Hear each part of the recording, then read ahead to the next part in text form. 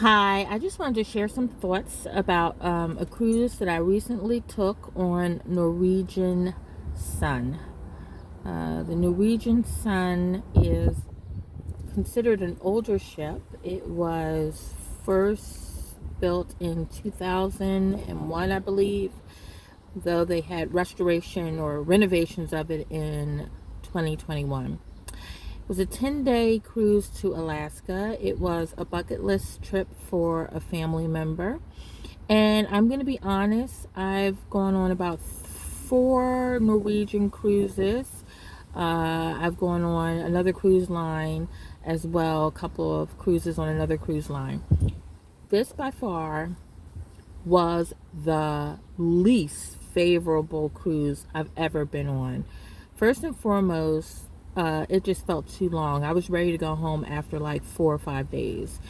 And I specifically chose 10 days because of all of my cruising. We were having so much fun around the 6th or 7th day when a lot of cruises are over. We felt like we were just getting familiar with the ship layout and, things were just getting started. So that's why we had a preference for 10-day cruises. This 10-day cruise was a bore. First of all, the cruise director, and I won't say his name, but I will say that he has a very exuberant personality, which is great. But his personality and his wardrobe choices were more active and fabulous than his plan for activities for the guests on the Norwegian Sun. It was boring. Even their trivia pursuit games that they played, it wasn't even trivia pursuit, even their trivia that they did daily was boring. Most trivia for people, people aren't experts in every single field, right? So they would ask a trivia question, instead of giving you multiple choice or choose between A and B to make it more exciting, to give people some choice, they would just ask the question like, what year was the Great Wall of China built? Point blank period. That's it. Like, there was no like, was it built in 8 BC or 10 BC or 12? Nothing to kind of get people thinking or stretching out the fun in it. It was like you either knew the answer or you didn't. And then at the end, people were able to check off their right and wrong answers, and there weren't even any gifts. Even if it was like a little dollar store pencil that said Norwegian cruise or anything, there weren't really many prizes.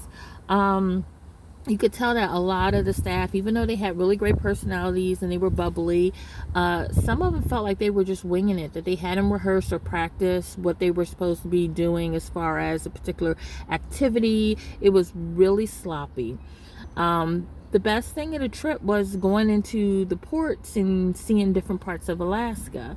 The cruise itself was boring. Now, let's talk about the food. One of the things that people love about cruises is just having, a smorgasbord of food. This food was not good. It was edible, but it wasn't very tasty, and it wasn't a lot of choice.